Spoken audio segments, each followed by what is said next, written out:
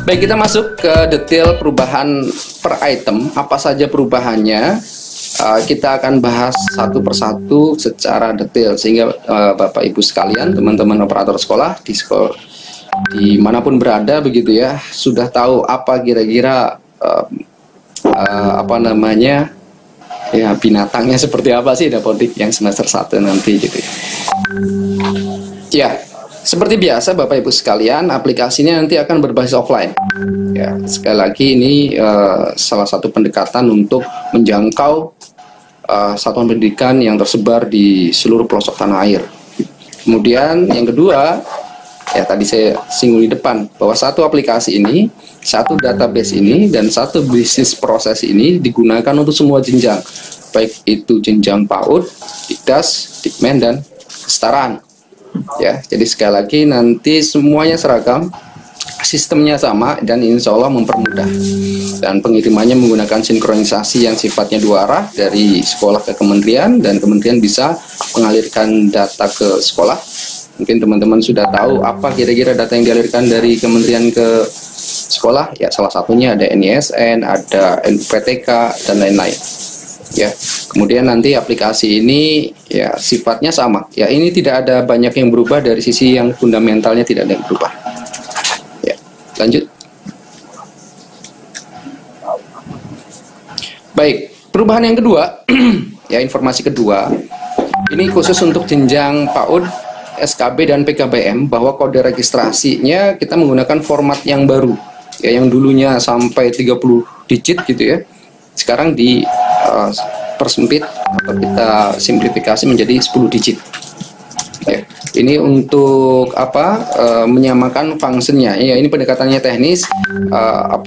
Fungsinya itu kita samakan dengan yang jenjang Dikdasmen begitu ya. Jadi Bapak Ibu sekalian, nanti ketika saat Dapodik itu rilis, hal yang pertama untuk teman-teman jenjang PAUD Dikmas, ya khususnya untuk teman-teman dinas pendidikan, harus dilakukan pertama adalah distribusi kode registrasi ya untuk PAUD, SKB, dan PKBM. Tapi kalau untuk yang jenjang Dikdas dan Dikmen itu tidak mengalami format baru atau kode registrasi baru. Tidak ada yang berubah di kode registrasi untuk jenjang Dikdas, Dikmen. Sekali lagi yang berubah kode registrasinya adalah PAUD, SKB, dan PKBM. Jadi segera, karena jumlahnya ini nggak sedikit, ada 220 ribuan tadi ya jenjang PAUD, SKB, dan PKBM. Oke, lanjut. Ya, sudah terbit Bapak Ibu sekalian. Ini Kepmendikbud nomor 580 tahun 2020 tentang status desa wilayah khusus sebutnya ya.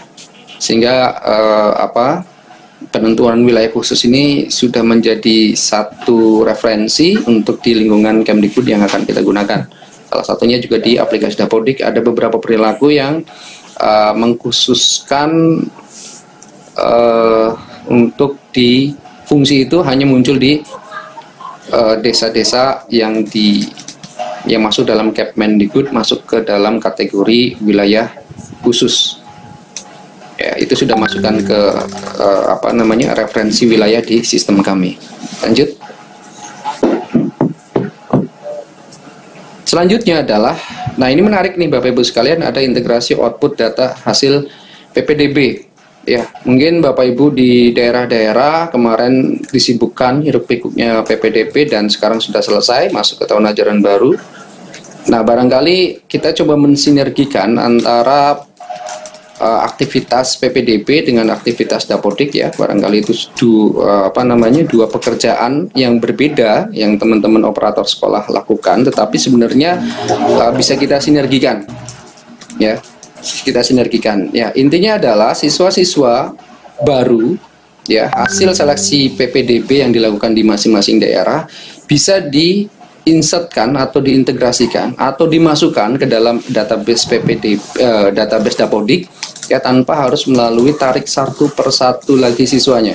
Ya, tanpa harus narik satu persatu lagi siswanya. Misal siswa kelas 7 ya, mungkin Bapak Ibu sama-sama ketahui ketika masuk tahun ajaran baru, yang paling pertama dikerjakan, yang paling banyak dan besar effortnya itu adalah siswa barunya. ya kelas 7 ditarik gitu ya, dari siswa ke apa, dari SD asalnya kelas 6 tarik satu persatu.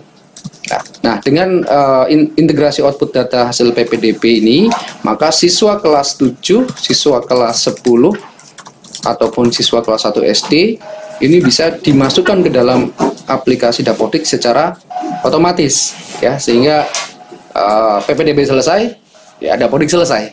Ya, ini biar apa namanya jadi sistem ini semakin smart gitu ya. Ya, sehingga mengurangi beban untuk input data di teman-teman sekolah. Bagaimana caranya? Bagaimana caranya? Silahkan akses di ppdb.kemdikbud.go.id. Jadi ini sifatnya kolektif, yang bisa melakukan adalah Dinas Pendidikan Kabupaten Kota. Ya, bukan per sekolah. Nanti dinas yang akan melakukan apa namanya metode pengintegrasian. SOP-nya silakan sekali lagi Bapak Ibu lihat di ppdb.kemdikbud.go.id. Ini salah satu solusi untuk mempercepat pengumpulan data. Ya, barangkali nanti teman-teman sekolah yang ingin berminat tidak bisa masing-masing, tetapi ingatkan dinas pendidikannya, bisa kabupaten kota untuk jenjang Dikdas, provinsi untuk jenjang Dikmen. Kalau mau berminat, colek saja teman-teman admin dinasnya ya, untuk segera melakukan proses integrasi output data hasil PPDB. Paling tidak 80-90% siswa baru sudah masuk ke dalam database yang baru, sehingga Bapak Ibu hanya 10%-nya ya yang apa namanya, yang pakai metode tarik menarik tadi. Lanjut. Baik, Bapak Ibu sekalian, untuk tahun ajaran yang baru ini, referensi kurikulum 2006 atau yang biasa kita kenal dengan KTSP ini sudah di-expiredkan, sehingga seluruh jenjang ini wajib menggunakan kurikulum 2013 gitu ya. Kemudian yang untuk SMK dengan menggunakan kurikulum 2013 revisi ya, sehingga tidak ada lagi satuan pendidikan yang masih menggunakan kurikulum 2006 atau 2000 atau KTSP gitu ya. Jadi untuk yang semester baru semuanya menggunakan kurikulum K13 dan K13 revisi untuk SMK. Lanjut. Baik, kira-kira gini ya, apa namanya, user interface-nya, perwajahannya ini kira-kira seperti ini. Untuk halaman registrasinya kita permudah, disimplifikasikan, hanya username dan password dan kode registrasi yang dimasukkan. Ayo pakai masker ya, ini salah satu apa namanya, mengingatkan untuk social distancing. Selanjutnya, pembaruan satu aplikasi untuk data satuan pendidikan PAUD dan PKBM. Ya, beberapa minggu kemarin dari Kemdikbud sudah mengedarkan untuk sekolah-sekolah mengisi kesiapan satuan pendidikan dalam menghadapi pembelajaran di tahun ajaran baru ini. Ya, barangkali teman-teman sekolah belum tahu, mungkin tidak perlu menunggu, hari ini juga bisa langsung diakses untuk form isiannya ya, daftar periksa kesiapan satuan pendidikan. Nah, saat nanti aplikasi Dapodik rilis, kita mencoba mengingatkan kembali melalui aplikasi ini bahwa kita siapkan satu fitur untuk membuka e-form kesiapan satuan pendidikan yang formnya sama persis diadopsi dari yang sudah ada. Ya, ini formulir kesiapan proses belajar mengajar di masa pandemi COVID-19 untuk diisi oleh para kepala sekolah. Ya, jadi barangkali sekaligus mengingatkan, kalau Bapak Ibu kepala sekolah belum mengisi form ini, silahkan diisi tanpa harus menunggu aplikasi Dapodik rilis juga. Tidak perlu menunggu terlalu lama ya, karena datanya akan segera digunakan untuk pemetaan kebijakan. Lanjut.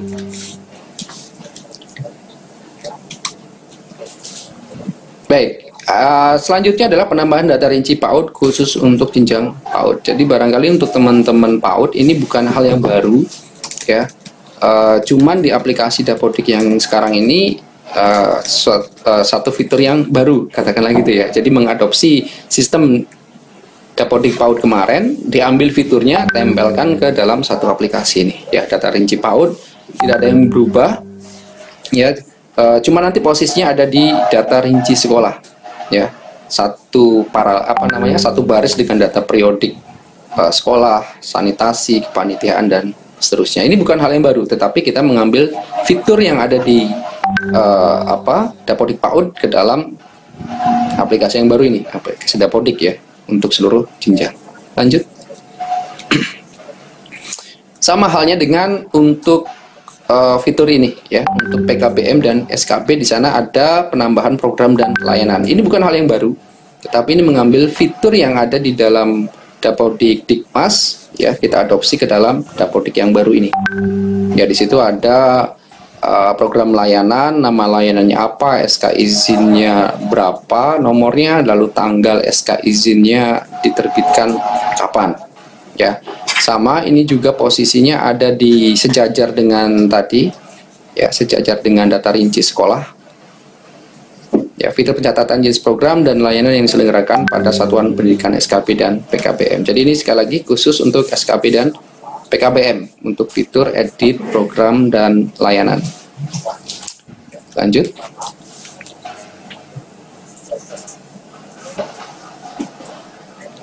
Penambahan atribut tanggal mulai dan tanggal selesai pada isian rombongan belajar untuk PKBM dan SKB. Ya, jadi khusus untuk PKBM dan SKB yang menyelenggarakan kesetaraan dan kursus begitu ya. Ini akan muncul satu fitur ya di dalam rombongan belajar, tanggal mulai dan tanggal selesainya, karena ya sama-sama kita ketahui untuk kesetaraan dan kursus ini tahun pelajarannya fleksibel ya, tidak mengikuti tahun pelajaran sekolah reguler ya. Namanya juga tanggal mulai tanggal selesai, namanya kursus mungkin ada yang 1 minggu, 1 bulan, 2 bulan dan seterusnya. Nah, jadi dimunculkan tanggal mulai dan tanggal selesai. Oke, lanjut. Ya, ini sudah kita bagi ya sama Hasan ya. Terserah. Oke, baik. Kita masuk ke tingkat kerusakan sarana dan prasarana. Barangkali nanti untuk yang sesi ini akan disambung oleh Mas Hasan Choer Mahfud. Siapa beliau? Saya yakin kalau yang belum kenal beliau ini berarti operator sekolah yang baru atau admin dinas yang baru begitu ya. Beliau adalah orang yang membuat aplikasi pengumpulan data atau yang biasa kita kenal dengan aplikasi front end yang biasa dioperasikan aplikasinya di masing-masing sekolah. Baik, untuk sesi selanjutnya silahkan nanti akan disampaikan oleh Mas Hasan. Sesi kedua, nanti sesi ketiga kita masuk ke diskusi atau tanya jawab. Silakan Mas Hasan.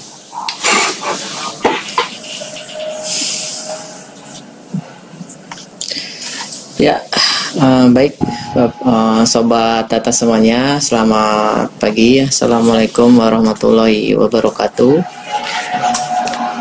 Salam sejahtera bagi kita semua. Semoga sobat-sobat data semua yang ada di tanah air ya, dari Sabang sampai Merauke diberi kesehatan ya, selalu diberi kesehatan, kekuatan ya, sehingga terhindar dari wabah ya yang sedang booming ya, pandemi ini ya.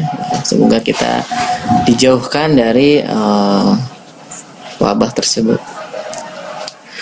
Amin ya robbal alamin. Oke.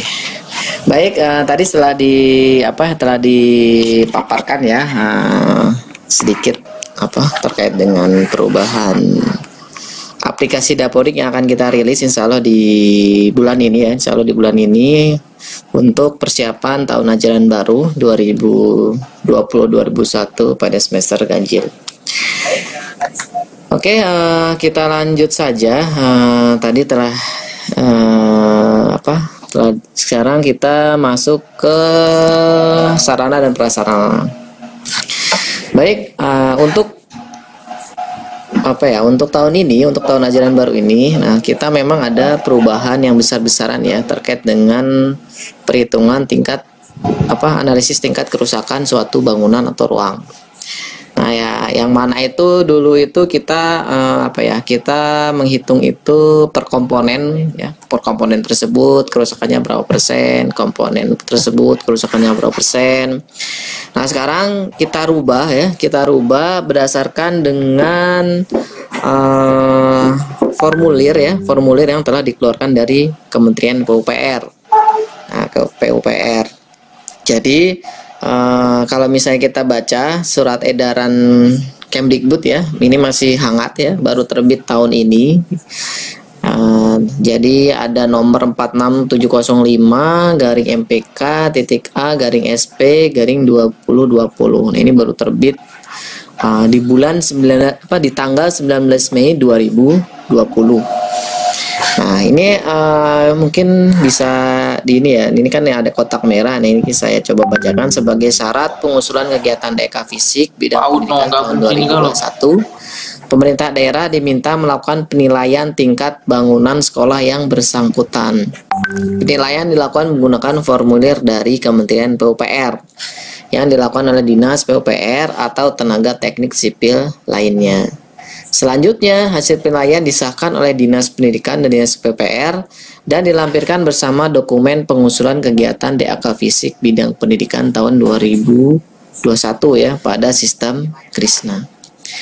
Nah, jadi kita berdasarkan apa ya? Berdasarkan Kepmen ini ya. Surat edaran ya, maaf. Surat edaran dari menteri. Nah, jadi Dapodik juga harus menyesuaikan ya. Yang sebelumnya tadi kita menghitung komponennya per komponen itu tingkat kerusakannya. Nah, kita sesuaikan dengan formulir yang dikeluarkan dari Kementerian PUPR. Nah, semua panduan, semua apa ya, semua paparan, kemudian semua kebijakan atau peraturan ya dan formulirnya itu sendiri. Nah, ini Bapak Ibu, sobat-sobat data semua ini bisa mendownload atau mengunduh ya, mengunduh di https://ringkas.kemdikbud.go.id ya, garing DAK 2021. Nah, kita semua sudah diunggah ke sana. Jadi Bapak Ibu tinggal baca, di situ ada panduannya, kenapa kok dirubah dan seterusnya, bagaimana teknis perhitungannya juga bagaimana, nah, itu semua ada di sana. Nah ini ya, kalau misalnya Bapak Ibu sudah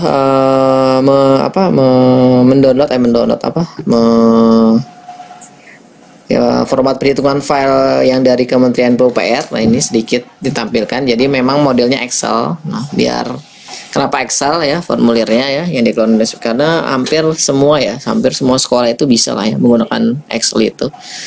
Bisa menggunakan Excel, bisa dibuka di di cloud ya, entah itu drive Google juga bisa, kemudian langsung di Microsoft Office juga bisa, dan lainnya juga bisa ya, yang open source juga banyak. Nah itu bisa dibuka file ini. Oke, nah ini sedikit ya perubahan proses bisnis pengisian tingkat kerusakan bangunan dan ruang. Nah, jadi telah dijelaskan sebelumnya itu kan kita mengisi tingkat kerusakan itu berdasarkan komponen, misalnya pondasi berapa persen, atap berapa persen, kemudian dinding berapa persen. Nah, nanti di aplikasi yang baru ini, nah, itu ada sedikit perubahan, bukan sedikit ya, hampir dirubah semuanya mengikuti alur yang telah diterapkan di formulir tersebut nih.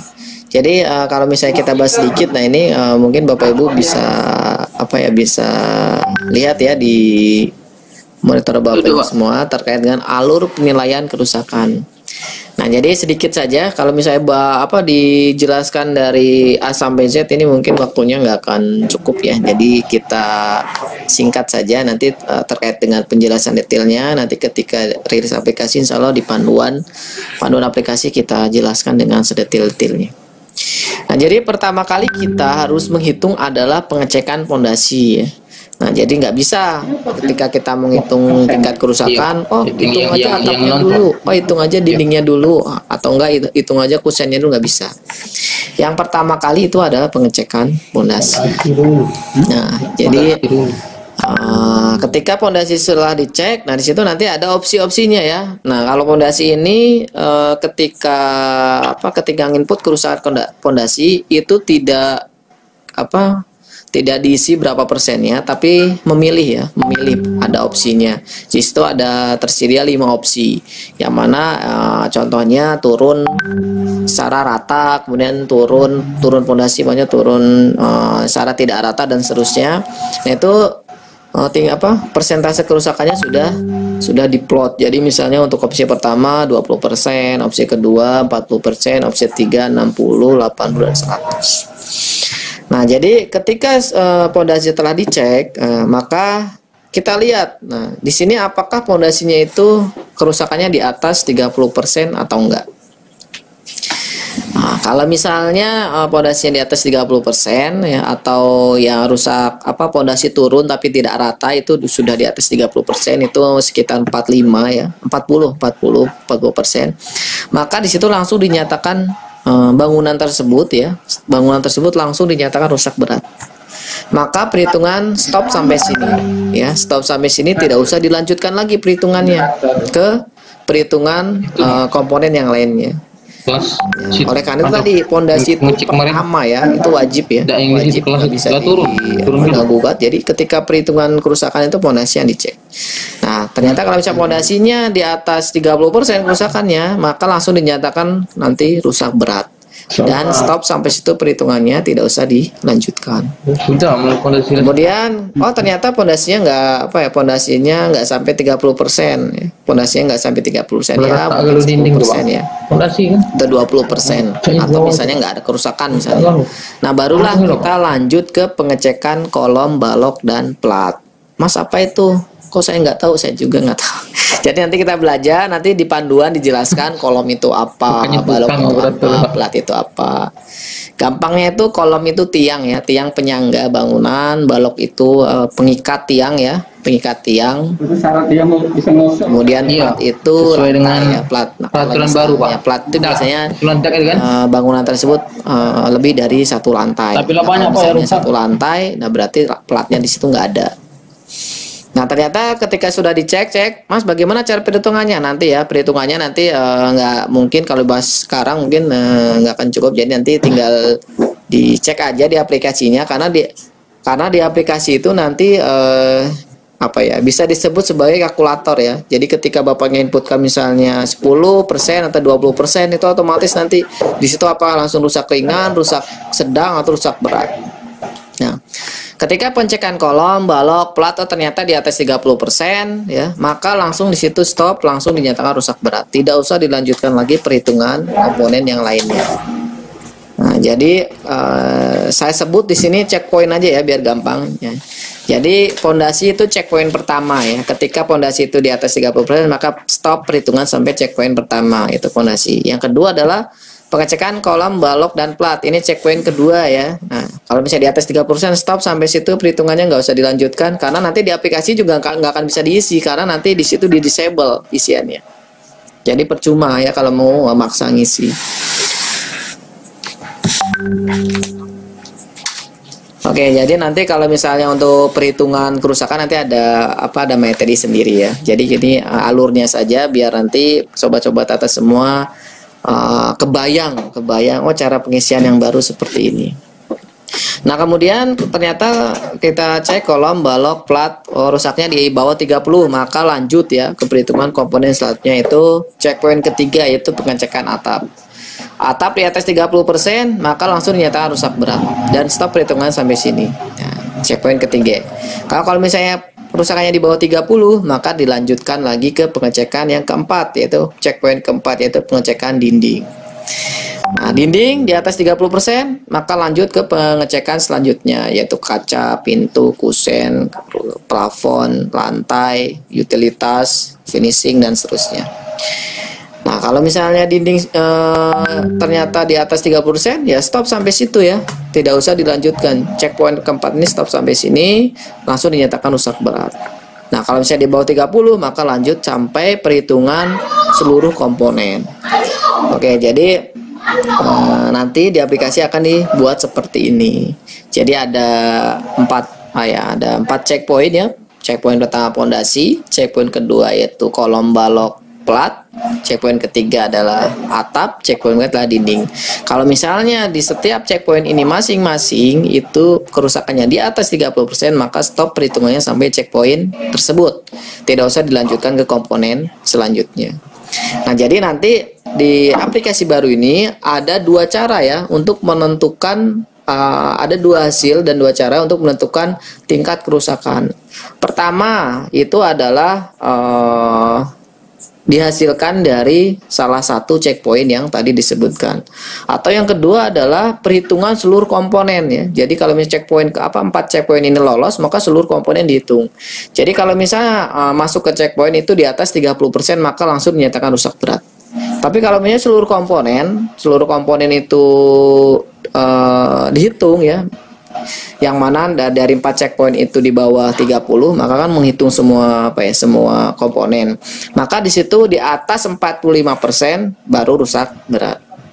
Nah, jadi ada dua ya untuk menentukan rusak berat, dari salah satu checkpoint yang telah disebutkan atau total keseluruhan perhitungan komponen yaitu di atas 45%. Itu langsung dinyatakan rusak berat.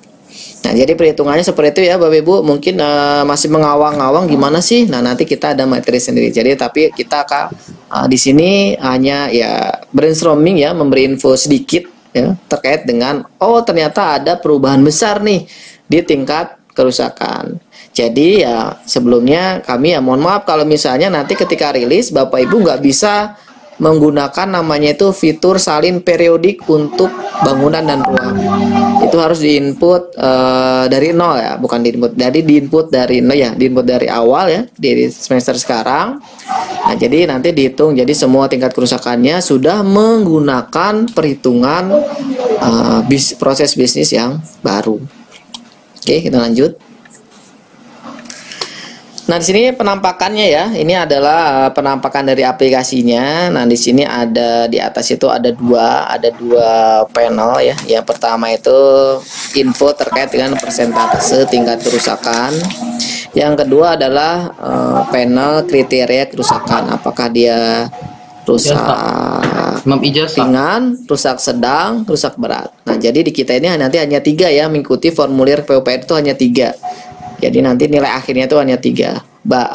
Dan baiknya 4 baik, rusak sedang, rusak ringan, rusak sedang, dan rusak berat.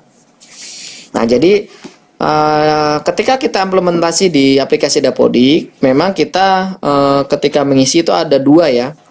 Ada menyebutkan 2 kondisi. Yang pertama adalah kondisi bangunan, yang kedua adalah kondisi ruang.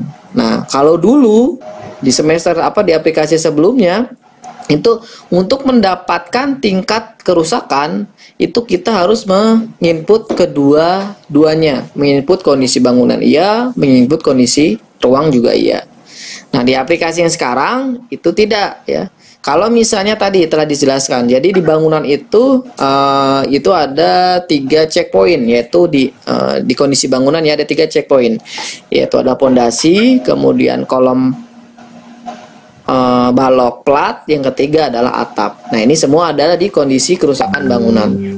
Nah, jadi kalau misalnya dari ketiga checkpoint ini salah satunya di atas 30%, maka perhitungannya akan di stop sampai sini. Di aplikasi juga sama, akan dibuat seperti itu. Jadi nggak usah semua isian-isian selanjutnya itu akan di disable, karena itu langsung kita mendapatkan rusak berat. Jadi ketika Bapak Ibu input, misalnya 20, 30, otomatis nanti di kedua panel atas ini persentase dan kriterianya ini akan berubah otomatis ya, mengikuti inputan yang ada ya. Jadi misalnya pondasi di atas 30%, maka struktur atap ini akan kita disable, tidak bisa di-input. Nah, langsung di situ kita nyatakan rusak berat.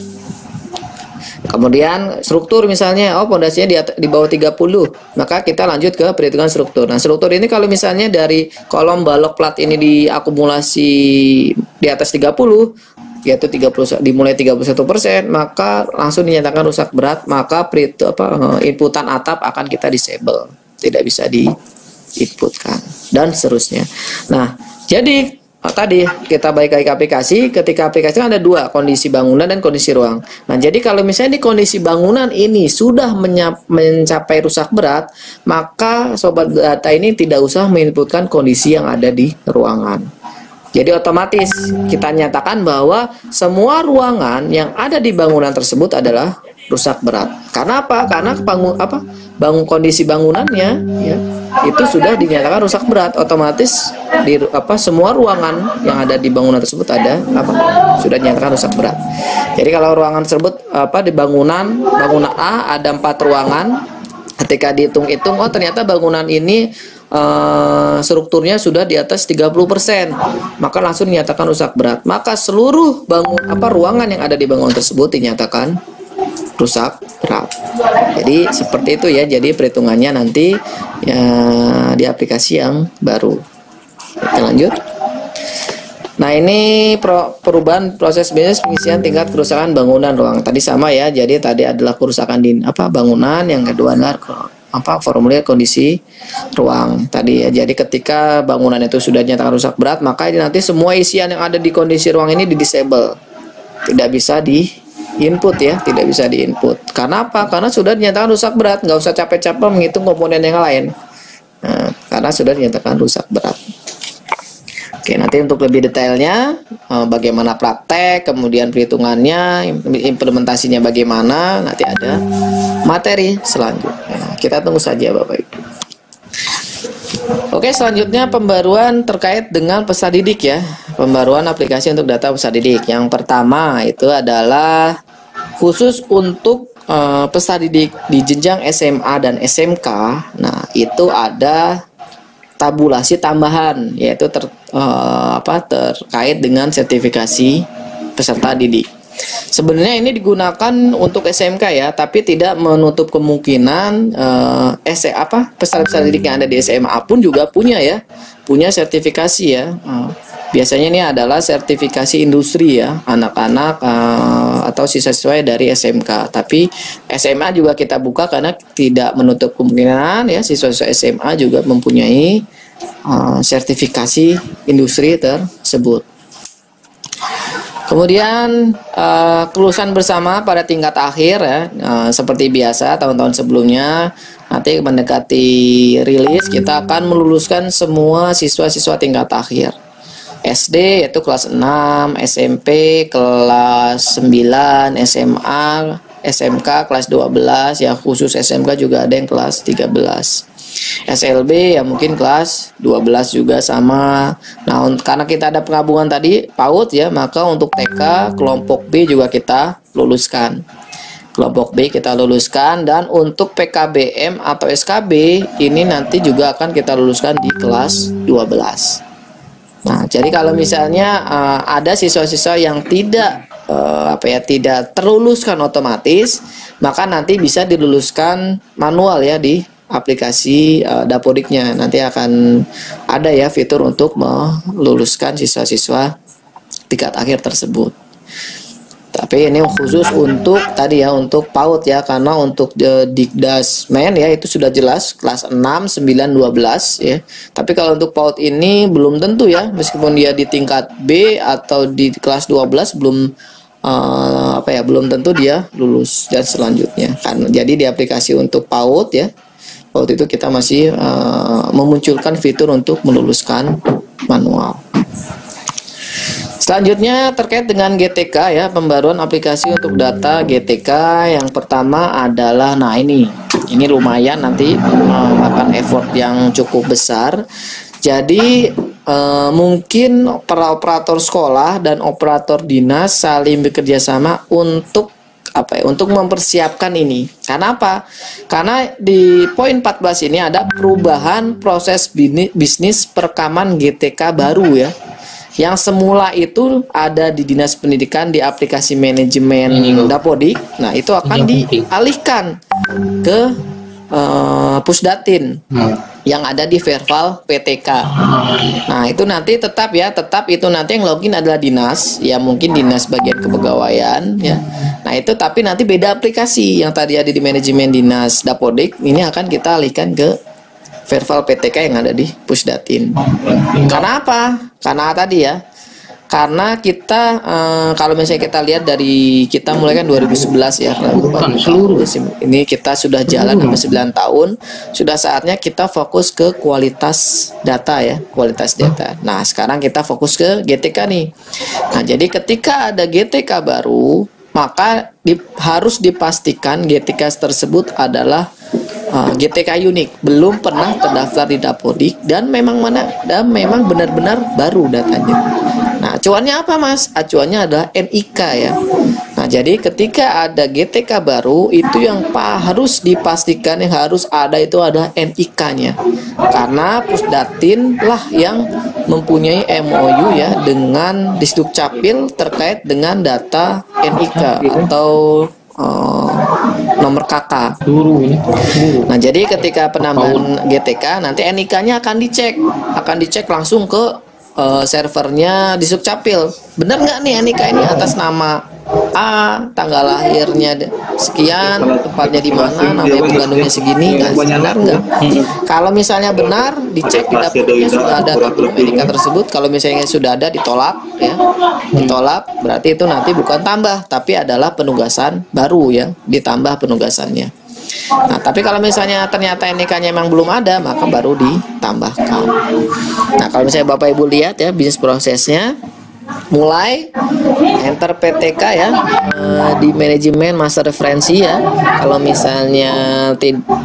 misalnya sudah tidak ada ya, tidak ada. Yang pertama itu pasti satuan pendidikan dulu ya, satuan pendidikan mulai, kemudian menyiapkan dokumen PTK baru tersebut ya.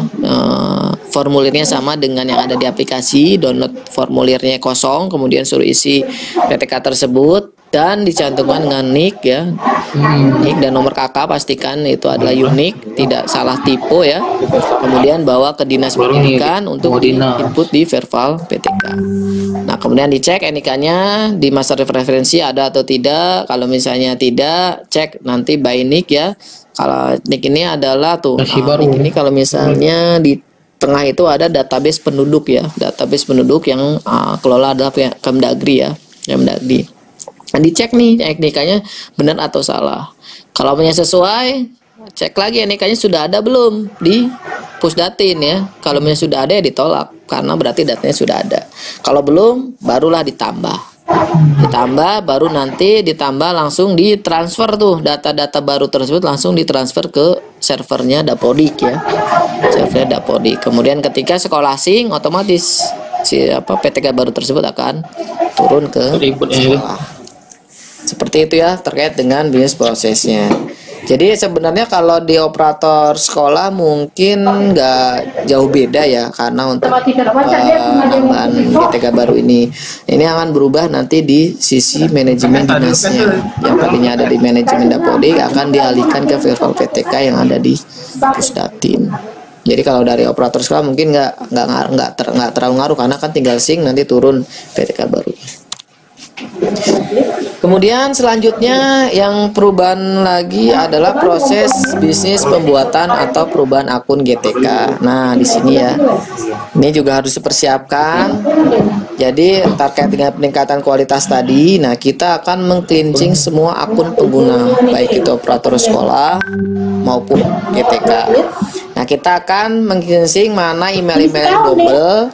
Kalau misalnya di double akan kita cleansing. Nah, kalau misalnya tidak, kita akan yang kedua ya, verifikasi email GTK. Jadi selain meng-cleansing, nah email-email yang sudah terdaftar yang unik itu akan kita kirimi ke email tersebut sebuah link untuk menyatakan bahwa email tersebut adalah memang email PTK yang bersangkutan, untuk mengkonfirmasi bahwa email tersebut adalah email yang benar. Nah, ini deh, yang punya adalah GTK tersebut. Nah, Yang ketiga adalah penataan peran. Nah, ini mungkin harus digarisbawahi ya, karena ini ada namanya cleansing akun pengguna. Mohon nanti untuk operator sekolah yang terkena cleansing ya, itu pasti nanti tidak akan bisa melakukan registrasi. Nah, jadi jangan heboh. Akun saya kok nggak bisa registrasi, akun saya kok ketika untuk preview atau registrasi online kok nggak bisa ya, terdeteksi username password salah. Nah, itu jangan khawatir, coba langsung hubungi dinas pendidikan setempat, dicek apakah akunnya itu terkena cleansing atau enggak. Kalau terkena cleansing, maka nanti untuk operator sekolah di satuan pendidikan tersebut atau di sekolah tersebut itu akan tidak ada ya datanya karena sudah hilang. Nah, otomatis nanti kalau misalnya kejadian seperti itu, nanti mau nggak mau nanti operator sekolah harus mengirimkan SK baru untuk pembuatan akun baru ke dinas pendidikan. Ya, jadi mulai dari sekarang nanti ya, nanti insya Allah waktu dekat kita juga akan mengedarkan berita nanti di dapo.kemdikbud.id ada berita mana sekolah-sekolah yang terkena cleansing ya, baik itu operator sekolahnya maupun GTK-nya. Nah, ketika Bapak Ibu operator sekolah, ternyata saya terkena cleansing, langsung koordinasi dengan dinas pendidikan. Jadi agar tidak heboh nanti ketika ketika registrasi kok nggak bisa ya. Jadi wanti-wanti dari sekarang ya. Jadi itu ada info baru. Oke, kemudian proses pembuatan perubahan akun. Nah, tadi kan adalah akun operator sekolah dan GTK lainnya. Khusus untuk akun GTK, itu kita juga melakukan perubahan proses bisnis yang mana tadinya untuk perubahan dan penambahan akun GTK itu ada di aplikasi lokal yang ada di sekolah. Nah, sekarang ini khusus untuk SMA, SMK, SLB dan sederajatnya itu dialihkan ke manajemen sekolah, yaitu nanti ada di sp.datadik.kemdikbud.id. Jadi nanti manajemen sekolah yang warna-warna hijau itu nanti kita ada baru ya, penyegaran baru dan domain baru itu ada di sp.datadik.kemdikbud.id. Nah, kemudian kita juga menyediakan adalah login individual guru ya, yaitu ada di ptk.datadik.kemdikbud.id. Nah, itu nanti guru bisa login online, full online ke ptk.datadik.kemdikbud.id, kemudian masukkan username password. Nah, nanti tinggal melakukan konfirmasi. Jadi email-email yang yang lolos dari cleansing tadi ya. Kemudian benar nggak ini email tersebut punya guru tersebut? Nah, maka tinggal dikonfirmasi melalui laman tersebut. Nanti akan dikirimkan link untuk verifikasi ke email guru tersebut. Nah, jadi sekarang kita masih transisi, jadi tidak semua jenjang ya untuk pembuatan perubahan akun GTK ini. Kita untuk semester ganjil ini kita mulai dari SMP, SMA, dan SMK. Untuk PAUD dan SD masih diperbolehkan menambah dan merubah akun di lokal ya, karena ya melihat mungkin geografis, mungkin juga SDM juga sama. Oke, selanjutnya ini juga sama, perubahan proses bisnis pengisian riwayat pendidikan formal ya, kualifikasi D4 atau S1 ya pada GTK. Jadi mulai tahun ajaran baru ini semester ganjil itu Direktorat Jenderal GTK atau Ditjen GTK itu minta ya, tolong untuk kualifikasi S1 guru itu dikunci di lokal. Itu nanti untuk penambahan dan perubahannya itu ada di manajemen sekolah. Tetap yang inputkan operator sekolah hanya beda. Tadinya ada di operator lokal, tapi di sini ada di manajemen sekolah. Yaitu tadi sp.datadik.kemdikbud.id. Loginnya operator sekolah, nanti di situ ada fitur untuk menambah atau merubah kualifikasi S1 guru, atau bisa dibantu nanti oleh dinas pendidikan juga ada fiturnya. Nah, jadi kenapa dikunci? Karena nanti kita akan untuk nama universitas dan prodi itu nanti kita langsung mengambil dari data dikti. Kalau di lokal kan itu kan isian bebas, nama universitasnya itu ya mau diisi apa aja bisa ya, mau disingkat apa aja bisa. Nah, ketika ingin digunakan, ternyata banyak yang not match ya, nggak sama penulisannya. Oleh karena itu nanti untuk referensinya kita ngambil langsung dari data dikti ya. Itu untuk S1. Jadi ini untuk D4 atau S1. Nah, itu mintanya D4 atau S1. Kemudian ini pembaruan aplikasi untuk data ya, khususnya SMK ya. Nah, SMK juga ada. Yang pertama adalah penutupan isian akreditasi prodi ya pada jenjang SMK. Yang tadinya itu ada akreditasi program program program program keahlian ya. Jadi kan dulu kan itu kan untuk akreditasi itu berdasarkan program. Jadi misalnya di SMK itu ada jurusan apa, misalnya RPL, TI, kemudian pemasaran dan seterusnya. Nah, itu nanti di akreditasi berdasarkan program keahliannya. Sekarang sudah tidak berlaku lagi karena SMK juga akreditasinya sudah by satuan pendidikan lembaga sama dengan SD SMP. Jadi yang diakreditasi itu adalah lembaganya ya,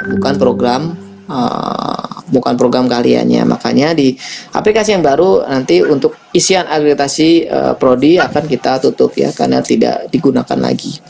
Kemudian perubahan proses bisnis bagi SMK tingkat 10. Nah, ini juga sama. Mulai tahun ajaran baru ini untuk tingkat 10 dikembalikan lagi langsung memilih ke level kompetensi keahlian, bukan lagi program keahlian. Jadi kita balik lagi ke tahun 2015-2016 ya. Jadi kelas 10 itu sudah langsung dinyatakan atau sudah langsung memilih kompetensi keahlian. Kalau semester kemarin kan kelas 10 itu program keahlian. Nah, sekarang di semester baru ini, di tahun ajaran baru ini kembali lagi ke kompetensi keahlian. Selanjutnya perubahan di proses bisnis bagi SMK yang diperkenankan kelas terbuka. Nah, jadi SMK itu masih boleh ya membuka kelas terbuka, tapi hanya untuk kelas 12 saja. Untuk kelas 10 dan 11 tidak diperkenankan. Sesuai dengan surat edaran direktur SMK ya. Kemudian 20 perbaikan fitur ubah pada ruang praktik kerja bengkel pada jenjang SMK. Nah, ini juga sama. Jadi nanti di panduan tolong dibaca, nanti di situ ada penjelasan apa sih yang dimaksud ruang praktek kerja, apa sih yang dimaksud bengkel, jangan sampai salah.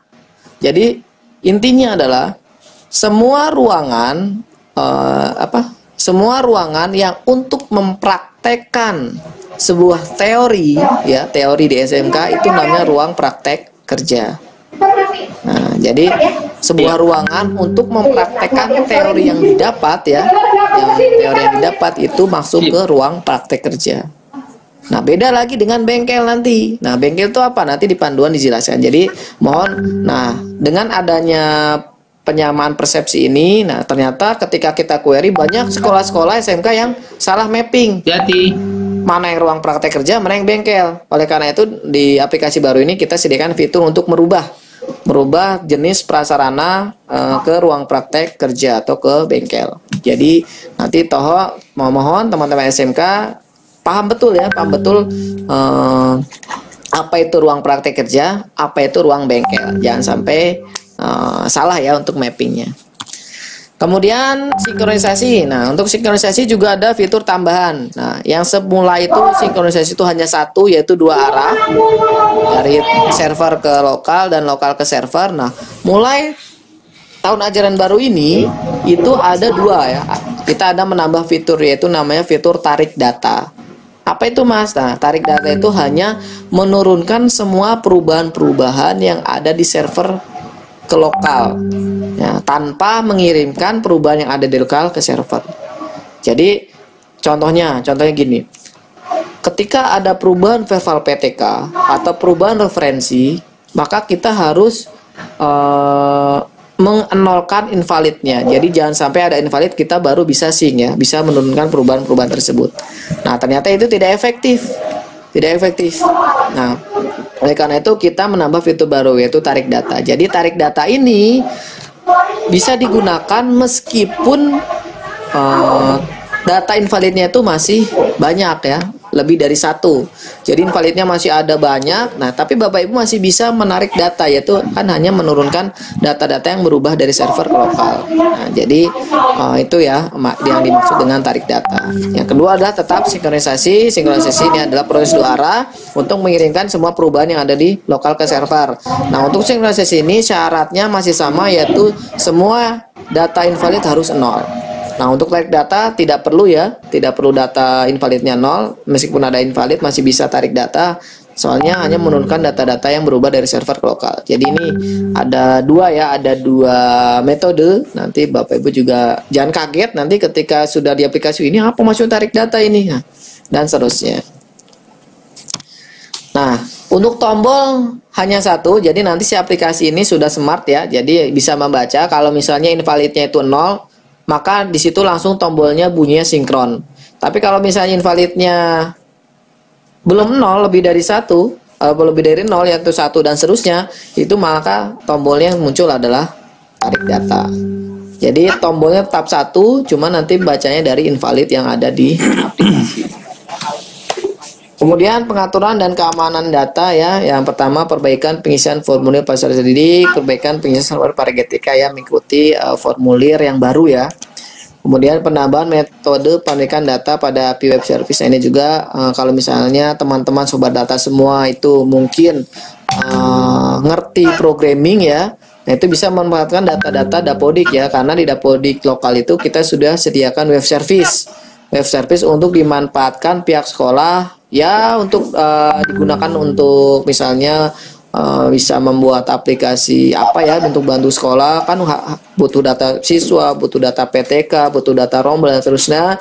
Nah itu Bapak Ibu bisa menggunakan web service tersebut ya untuk menarik data-data yang ada di Dapodik. Kemudian penambahan security ya pada aplikasi yang baru ini. Oke, terima kasih. Mungkin itu yang bisa saya sampaikan ya. Terima kasih mungkin atas partisipasi dan antusias sobat data semua. Mungkin kalau misalnya untuk lebih jelas nanti ini hanya untuk pengenalan. Oh, ternyata di aplikasi baru ini nanti ini. Tapi kalau misalnya masih bingung harusnya gimana, nanti silakan baca di panduan ketika aplikasi terbitnya. Semua perubahan, semua semua fitur-fitur baru, perubahan proses bisnis baru itu kita akan masukkan ke panduan dan FAQ. Mungkin sekian dari saya. Mohon maaf kalau misalnya dari awal sampai akhir banyak kata-kata yang kurang berkenan ya. Terima kasih atas partisipasi dan antusias sobat data semua. Dari saya dicukupkan. Wabillahi taufiq wal hidayah. Wassalamualaikum warahmatullahi wabarakatuh.